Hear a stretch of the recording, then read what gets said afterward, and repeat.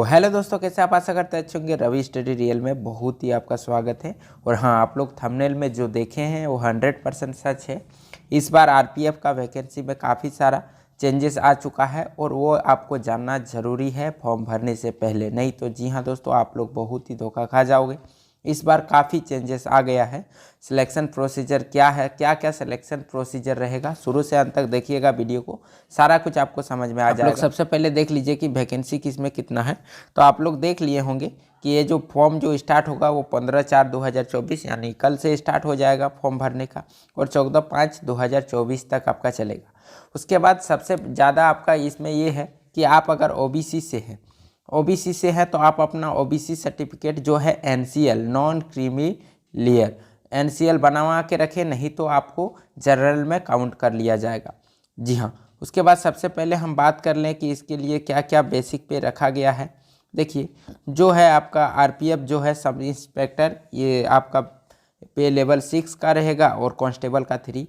Medical दोनों ही B1 रहेगा। और हाँ, इसमें हम आपको बता देंगे कि मेडिकल में आपका क्या क्या अलाउ रहेगा, चश्मा अलाउ रहेगा कि नहीं रहेगा, क्योंकि काफ़ी सारा मेडिकल में B1 में चश्मा अलाउ रहता है। सारा कुछ हम नोटिफिकेशन पर लिए हैं, आपको हम तुरंत जानकारी इस वीडियो में दे देंगे। इसका सैलरी आपका ये देख रहे हैं 21,700, और जो आपका सब इंस्पेक्टर है उसका आपका 35,400।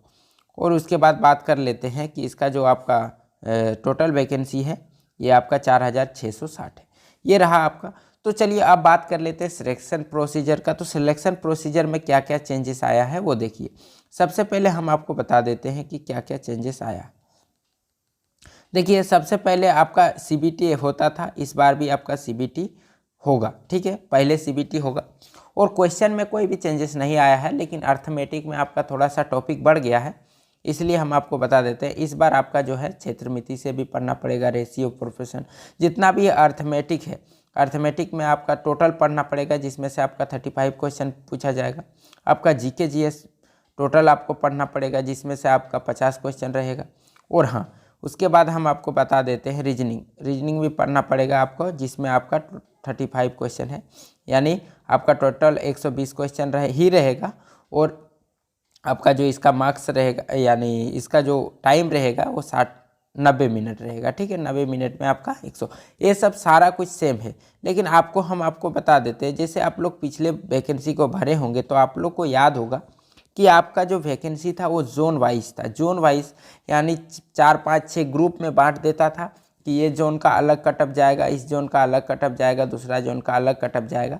लेकिन इस बार आपको जो है जोन वाइज वैकेंसी देखने को नहीं मिलेगा, यानी ग्रुप वाइज कोई भी वैकेंसी नहीं रखा गया है। इस बार जो वैकेंसी आपका रखा गया है ऑल ओवर इंडिया एक ही वैकेंसी को कंबाइन कर दिया गया है, यानी कटअप जो जाएगा, जैसे पिछले बार क्या होता था, सोच लीजिए एक तमिलनाडु स्टेट है, कोलकाता स्टेट है, और एक हो जाता है बिहार। तो देखिए, जो बिहार के आसपास रहता था, कोलकाता के आसपास रहता है, इधर का जोन में कटअप आपका ज़्यादा चला जाता था। सोच लीजिए 120 में से किसी को 90, 95 लाना पड़ता था, किसी को 80-85 में हो जाता था। और तमिलनाडु तरफ जो साउथ इंडियन है उधर जो है कटअप काफ़ी कम जाता था, 70-75 में आपका कटअप यानी सिलेक्शन हो जाता था।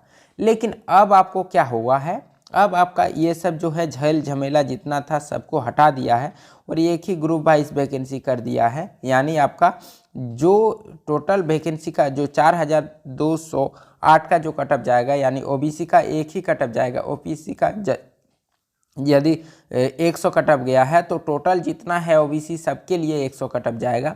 और जनरल का अगर 120 कटअप गया है तो सभी जो जनरल में जितना जन भरा है सभी का 120 जाता था। लेकिन पिछले बार क्या होता था, अलग अलग ग्रुप में अलग जाता था, कहीं जनरल में 120 गया, किसी ग्रुप में 80 ही गया है, तो अलग अलग होता था। लेकिन इस बार क्या हुआ है, एकदम सारा कुछ सपाट कर दिया है। और हाँ, एक ही मतलब ग्रुप में सबको रख दिया है।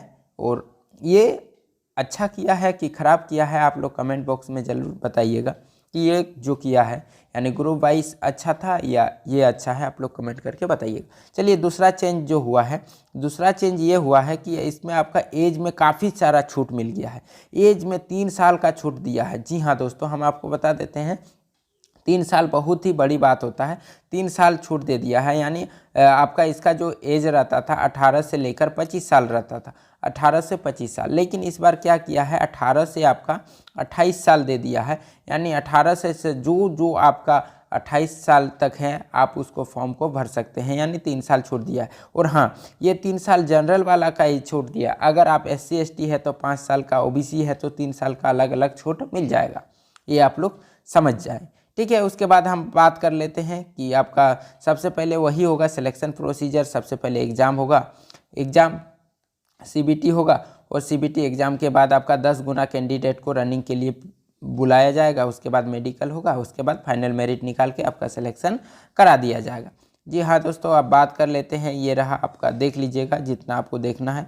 फॉर्म तो आप लोग का चालू हो गया है, फॉर्म आपका स्टार्ट हो जाएगा, सारा कुछ हम आपको बता दी।